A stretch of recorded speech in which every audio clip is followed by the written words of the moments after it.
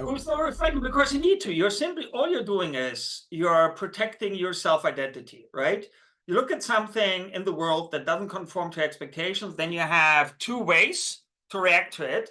You either reconsider how you think about the world, or you reinterpret the data. I mean, basically, to use a very technical term, we do p-hacking in our daily life all the time, right? We constantly sift the data for the things we want to confirm. Confirmation bias is one of the strongest biases in human beings, and we don't even do it consciously. It's something that used to be very, very useful before we lived in highly complex societies like we do. And but there's a way to deal with this. I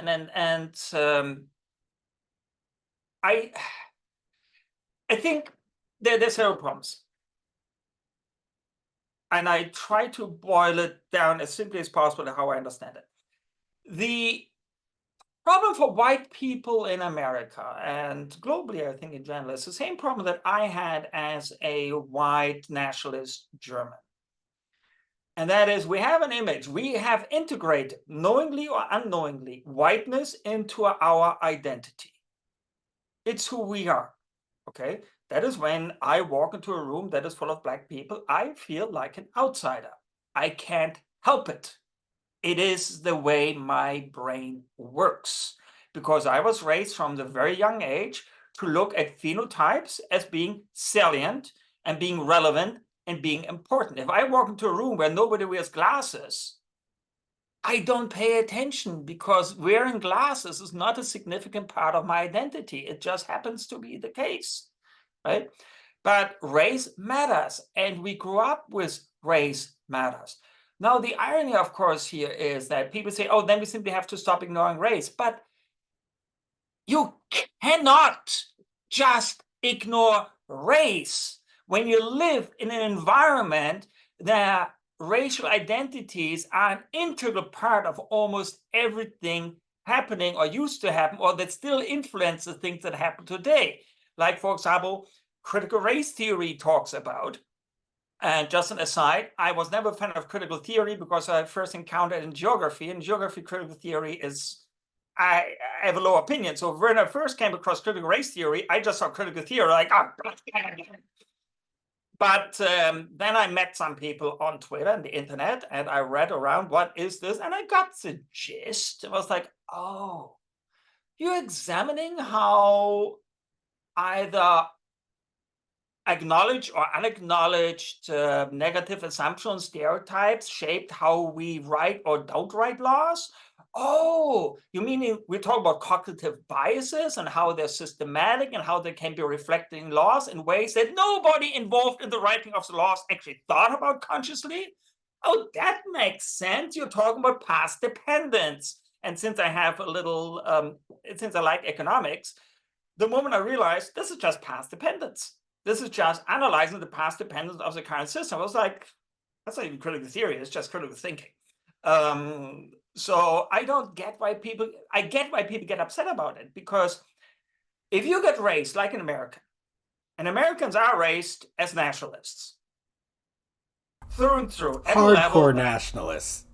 Pardon? All of us are raised hardcore nationalists. Absolutely. Absolutely. I mean, you go as a German or even as a Brit or something like that to America, see all the American flags hanging around. If you hadn't seen this in movies already and got used to the weirdness, you would ask yourself, why the hell are there flags hanging around everywhere? Do they not know what country they live in? Do they need like a constant reminder of that?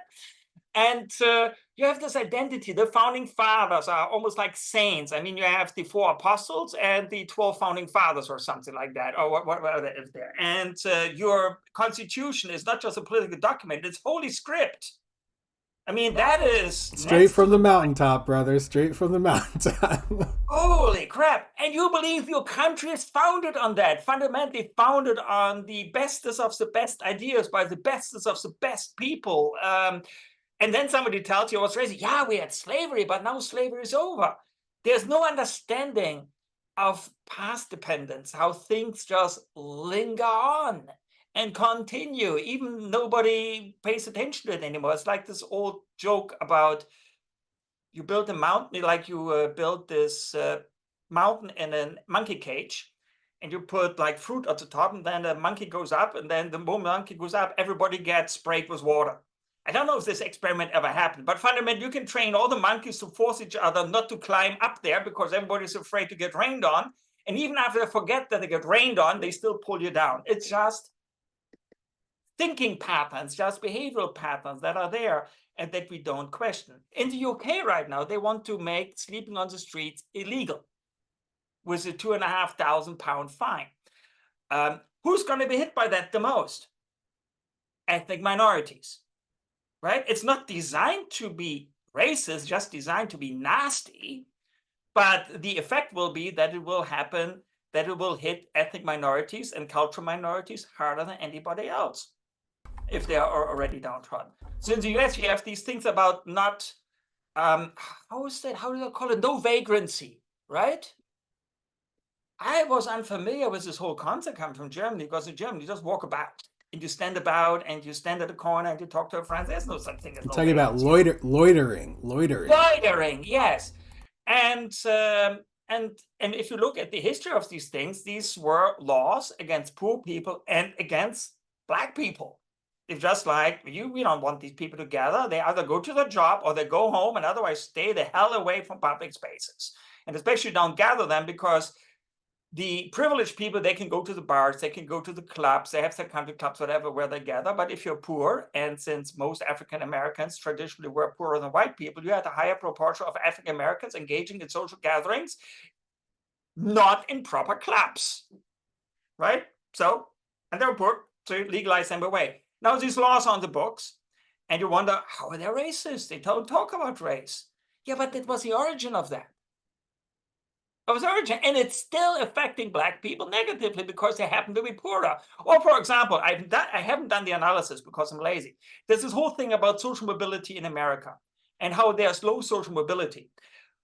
But I propose the following: once you control for race, social mobility goes up, because the regions with the lowest social mobility just happen to be the regions that have the most Black people in it.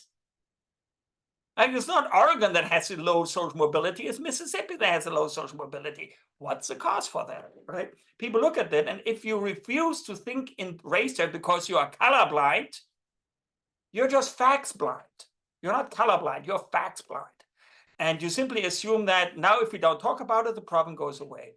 It's like not talking about the cancer that was diagnosed. No, I had surgery, the cancer's gone, I no longer look at it. Well, it can metastasize and have other stuff there. But anyway, I'm rambling. No, that was perfect. I'm so glad you gave me your perspective on colorblindness, because yeah, that's a really big narrative that's out there right now. It's not new or anything, it's been out there for some time, but yeah, it doesn't really make sense if you want to do something about the problem of racism, or if you want to cleanse a toxic racial environment the way that, I'm trying to do with this show. So, yeah, it's been one of my biggest, I guess, narrative opponents, if you will,